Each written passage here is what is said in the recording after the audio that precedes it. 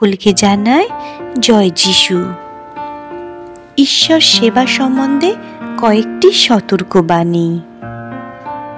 সতর্ক হয়ে ঈশ্বরের গৃহে যেও, সেখানে যেও অনুগত মন নিয়ে, বলি উৎসর্গকারী নির্বোধের মন নিয়ে নয়।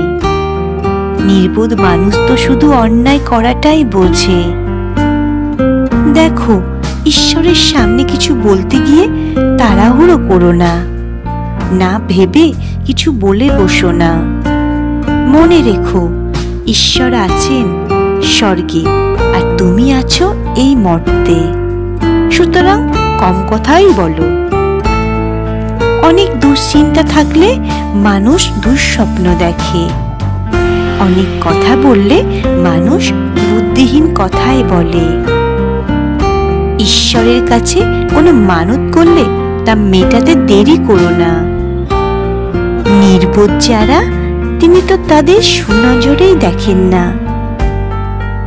তুমি যে মানত করেছ তা বরং মিটিয়ে দাও। মানত করে তা না মেটানোর চেয়ে মানত না করাই বরং ভালো। নিজের মুখের কথার ফলে তোমাকে যেন অপরাধী হতে না হয়, তোমাকে যেন শেষে ঈশ্বরের প্রতিনিধিকে বলতে না হয়, আমার ভুল হয়ে গেছে। এমনটি বললে তো ঈশ্বর হয়তো তোমার উপর ক্রুদ্ধই হবেন। তোমার সমস্ত কর্মকীর্তি তিনি হয়তো নস্যাৎ করে দেবেন।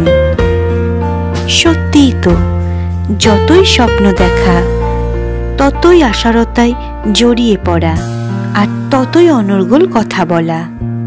তুমি বরং ঈশ্বরকে সম্ভব করে চলো। আমেন।